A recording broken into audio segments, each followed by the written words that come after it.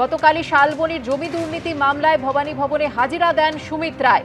ভোটের result out হওয়ার পর থেকেই বেপাত্তা ছিলেন এই সুমিত রায়। কথা বলে নেব আমাদের প্রতিনিধি পার্থপ্রতিম ঘোষের সঙ্গে। পার্থপ্রতিম, কি জানতে পারছো, আজ কখন ভবানী ভবনে তাকে তলব করা হয়েছে? দেখো, আজকে সকাল 10টার সময় আবারও তলব করা হয়েছে অভিষেক বন্দ্যোপাধ্যায়ের আত্মসহায়ক সুমিত রায়কে। গতকালকে দিনভর তাকে জিজ্ঞাসাবাদ করা হয়। সকাল 10টা থেকে সে ভবানী ভবনে 9:54 নাগাদই পৌঁছে যায় এবং তারপরে সকাল 10টা থেকে জিজ্ঞাসাবাদ পর্ব শুরু হয় এবং সেই জিজ্ঞাসাবাদ চলে হচ্ছে বিকেল 5:50 পর্যন্ত। এবং তারপরে বেশ কিছু প্রসেস ছিল বলে সিআইডির তরফ থেকে বলা হয় এবং সেই প্রসেস শেষ করে রাত্রি 8:30 নাগাদ 8:20 নাগাদ সুমিত রায় ভবানী ভবন ছাড়েন। অর্থাৎ প্রায় 10.5 ঘন্টার কাছাকাছি সুমিত রায় তিনি হচ্ছেন ভবানী ভবনে ছিলেন এবং গতকালকে জিজ্ঞাসাবাদ হয়েছে।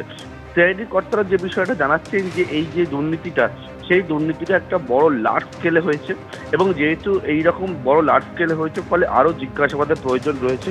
গতকালকে একাধিক যে তথ্য সুমিত রায়ের কাছ থেকে তারা চেয়েছিলেন সেই জায়গায় তারা সংগ্রহ করেছেন। অনেকগুলো জায়গায় হচ্ছে সিআইডির দাবি তারা হচ্ছে সদুত্তর পাননি এবং সেই মর্মে হচ্ছে আরও বিস্তারিত তদন্ত করার জন্য এবং জিজ্ঞাসাবাদ করার প্রয়োজন রয়েছে এবং তার জন্যই হচ্ছে অভিষেক বন্দ্যোপাধ্যায়ের আত্মসহায়ক সুমিত রায়কে আবারও আজকে তলব করা হয়েছে।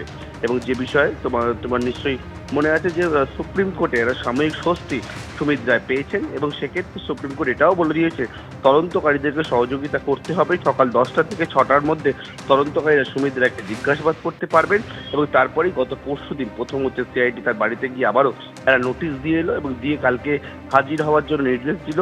সেই মতো কালকে সুমিত রায়কে জিজ্ঞাসাবাদ হয়েছে। আজকে আবারও সকাল 10টার সময় অভিষেক বন্দ্যোপাধ্যায়ের আত্মসহায়ক সুমিত রায়কে ডেকে পাঠিয়েছেন সিআইডির গোয়েন্দারা। ধন্যবাদ পার্থপ্রতিম।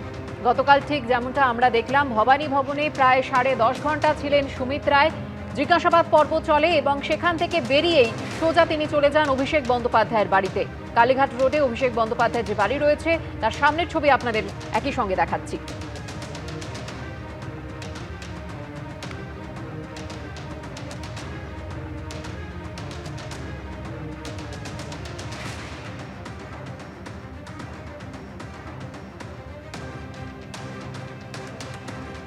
গতকাল সকাল 10টা নাগাদ ভবানী ভবনে তলব করা হয়েছিল সুমিত রায়কে, কিন্তু 6 মিনিট আগেই অর্থাৎ 9:54 নাগাদ তিনি ভবানী ভবনে পৌঁছে যান। কালো গাড়িতে করে আসেন এবং একাই নামেন গাড়ি থেকে। যখন সাংবাদিকরা প্রশ্ন করেন তাকে, প্রশ্নের মুখে নীরবই থাকেন সুমিত রায়। আপনি কোথায় ছিলেন? আপনারা খোঁজে করে অভিষেক বন্দ্যোপাধ্যায়ের বাড়িতে তালা ভাঙতে যাচ্ছে তো পুলিশ। হ্যাঁ, দুর্নীতির সঙ্গে যুক্ত। অভিযোগ, আপনি কোথায় ছিলেন? আপনারা খোঁজে করে অভিষেক বন্দ্যোপাধ্যায়ের বাড়িতে তালা ভাঙতে যাচ্ছে তো পুলিশ। হ্যাঁ, দুর্নীতির সঙ্গে যুক্ত। অভিযোগ। এই সুমিত রায় ভোটের রেজাল্টের পর থেকেই তিনি ছিলেন বেপাত্তা। অবশেষে ভবানী ভবনে হাজিরা দিলেন অভিষেক বন্দ্যোপাধ্যায়ের আত্মসহায়ক সুমিত রায়। শালবনী জমি জালিয়াতি মামলায় প্রায় 10 ঘন্টা তাকে জিজ্ঞাসাবাদ করেন সিআইডির আধিকারিকরা। আজ সকাল 10টায় ফের তাকে তলব করা হয়েছে।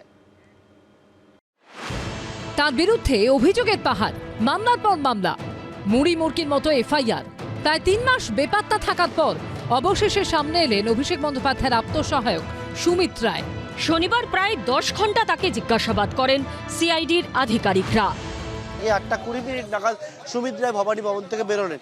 এবার বেরোবার পর সোজা কালীঘাট রোডের যে বাড়ি রয়েছে অভিষেক বন্দ্যোপাধ্যায়ের বাড়ি, এটা হচ্ছে কালীঘাট রোডের 121 নম্বর কালীঘাট রোড এবং সেই বাড়িতে সোজা এলেন হচ্ছে সুমিত রায়। এবং এই যে বাড়ি হচ্ছে এই বাড়িতেই তুমি দেখেছিলে যে শালবনী থানা পুলিশ এই বাড়িতেই হানা দিয়েছিল এবং একেবারে এই বাড়িতে হানা দিয়ে এই বাড়ির যে গেট ছিল সেই গেটের তালা ভেঙে একেবারে ডিএমজিকে ডেকে তালা ভেঙে সুমিত রায়ের খোঁজে তারা তল্লাশি অভিযান করেছিল, কিন্তু সুমিত রায়ের কোনো খোঁজ তারা পায়নি। সুমিত রায় ভবানী ভবনে প্রায় দীর্ঘক্ষণ ধরে জিজ্ঞাসাবাদের মুখোমুখি হয়। তাকে সকাল 10টা থেকে বিকেল 5:50 পর্যন্ত জিজ্ঞাসাবাদ করা হয় এবং তার পরবর্তীকালে সুমিত রায় তিনি হচ্ছেন ভবানী ভবনেই ছিলেন এবং এরপরে ভবানী ভবন থেকে বেরিয়ে সুমিত রায় এই মুহূর্তে অভিষেক বন্দ্যোপাধ্যায় কালীঘাট রোডের যে বাড়ি সেই বাড়িতে পৌঁছালেন। শনিবার সকাল 9:54 সিআইডির সদর দপ্তর ভবানী ভবনে হাজির হন তিনি। আপনি কোথায় ছিলেন? আপনারা খোঁজে করে অভিষেক বন্দ্যোপাধ্যায়ের বাড়িতে তালা ভাঙতে যাচ্ছে তো পুলিশ। হ্যাঁ, দুর্নীতির সঙ্গে যুক্ত। একের পর এক অভিযোগ। রাজ্যের ক্ষমতা থেকে তৃণমূল চলে যাওয়ার পরই ডায়মন্ড হারবারের সাংসদ অভিষেক বন্দ্যোপাধ্যায়ের আত্মসহায়ক সুমিত রায়ের বিরুদ্ধে ভুরি ভুরি অভিযোগ সামনে এসেছে। তার মধ্যে একটি শালবনের জমি দুর্নীতি, যেখানে সরকারি জমি জালিয়াতি করে বিক্রির অভিযোগ ওঠে। কোটি কোটি টাকার দুর্নীতি হয় বলে অভিযোগ। সেই মামলায় অভিষেক বন্দ্যোপাধ্যায়ের আপ্তসহায়ক সুমিত রায়ের ক্যানাল রোডের বাড়িতে শুক্রবারই যায় পুলিশ। শনিবার সকাল 10টা তাকে হাজির হতে বলা হয়। রাষ্ট্রবাদী সরকার প্রতিষ্ঠিত হওয়ার পর থেকেই পশ্চিমবঙ্গে সে কেবল পালিয়ে বেড়ায়, দৃষ্টি এড়ায় করে থাকা যাবে না।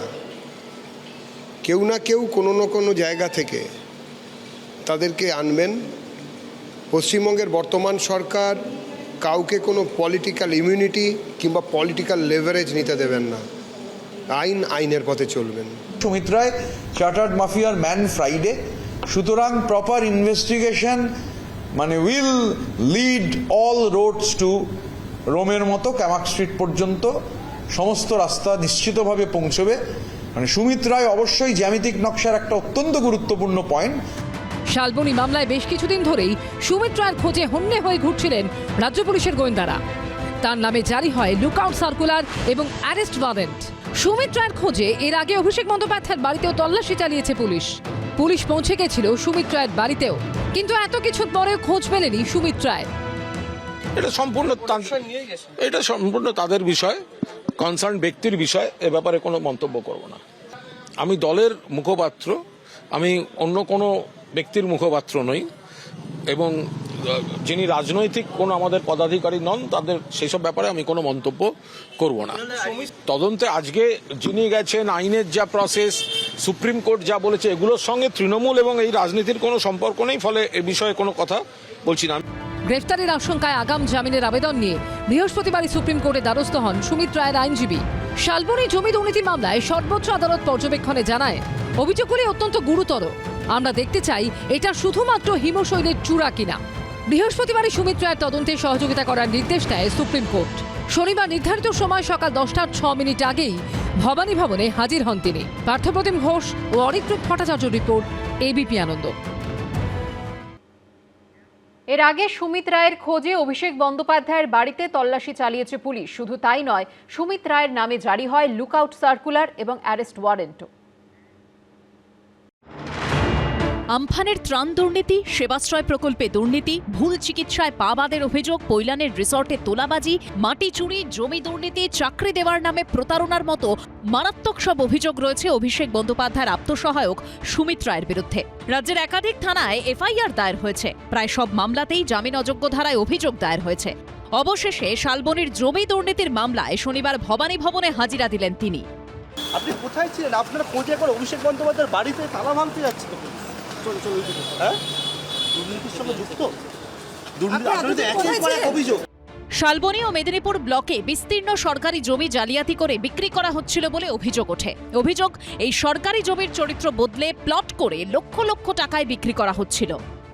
এই মুহূর্তে দাঁড়িয়ে রয়েছি পশ্চিম মেদিনীপুর জেলার শালবনী ব্লকের সীতারামপুর এলাকায়। আমার ঠিক পেছনে যে সমস্ত জমিগুলো রয়েছে, গ্রামবাসীদের দাবি যে এই সমস্ত জমি এককালে সরকারি জমি হিসাবে চিহ্নিত ছিল, আর এই সমস্ত জমি নথি স্বাক্ষর জাল করে, প্রভাব খাটিয়ে তা বিভিন্ন নামে করে রায়ত্ব জায়গা হিসাবে সেগুলো বিক্রি করে দেওয়া হয়েছে বলে অভিযোগ। এই জমিগুলা সরকারি জমি, টিএমসি জামানায় যত সব ডুপ্লিকেট দলিল বানিয়ে, জাল দলিল বানিয়ে এলাকায় প্লট ভাগ করে কোনোটাদেরকে বেচে দেয়। এই বিষয়ে সুজয় হাজরা কেন, সুজয় হাজরার মতো বড় বড় নেতা আছে যাদের এখানে জমি আছে।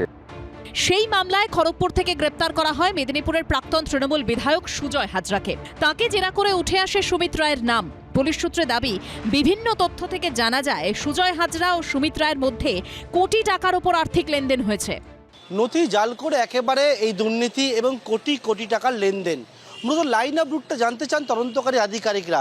সুজয় হাজরা থেকে সুমিত রায়, এবং এরপরে টাকাটা কোথায় গিয়েছে সেই বিষয়ে জানতে চান মূলত তদন্তকারী আধিকারিকরা। 13 জুন মাঝরাতে সুমিত রায়ের মোবাইল ফোনের টাওয়ার লোকেশন ধরে অভিষেক বন্দ্যোপাধ্যায়ের কালীঘাটের বাড়িতে যায় পুলিশ। রাতভর বাড়ির দরজায় অপেক্ষার পর সকালে বাড়ির সামনের 2টি গেটের তালা ভেঙে অভিষেক বন্দ্যোপাধ্যায়ের বাড়ির ভিতরে ঢোকে পুলিশ। প্রায় 1.5 ঘন্টা তল্লাশি চালিয়েও খোঁজ পাওয়া যায়নি অভিষেক বন্দ্যোপাধ্যায়ের আপ্তসহায়ক সুমিত রায়ের। সেই থেকেই বেপাত্তা তিনি। সুমিত রায় এমন কোনো ইম্পর্টেন্ট ব্যক্তি নয়, একজন ক্রিমিনাল, বহু অ্যালিগেশনস তার এগেনস্টে। অভিষেক ব্যানার্জির এগেনস্টে তাদেরকে এত প্রাধান্য দেওয়ার কোনো বিষয় নয়, আমি প্রাধান্য দেব না। আমার সরকারের অনেক কাজ আছে, আমরা সেই কাজ নিয়ে ব্যস্ত। বিভিন্ন নির্দেশ তো সুমিত রায়ের মাধ্যমেই আসতো, আরও অনেক পয়েন্ট আছে, কিছু পয়েন্টের ডট কানেক্টেড। এখন সুমিত রায়ের সঙ্গে সেই ডটগুলো কানেক্ট করে আরও ওপরে কানেকশন হলে পুরো জ্যামিতিক নকশাটা বাংলার মানুষের কাছে ক্লিয়ার হয়ে যাবে।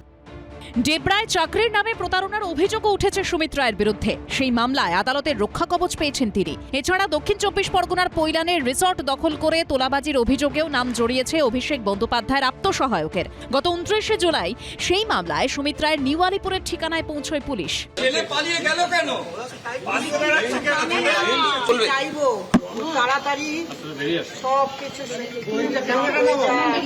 সেবাশ্রয় নিয়ে একাধিক অভিযোগ সংক্রান্ত মামলায় অভিষেক বন্দ্যোপাধ্যায়ের পাশাপাশি তাঁর আত্মসহায়ক সুমিত রায়ের নামেও এফআইআর হয়।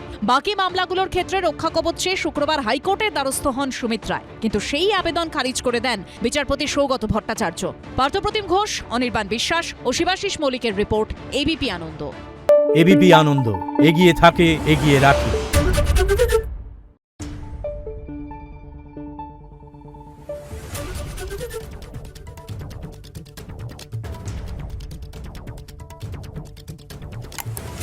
Thank you.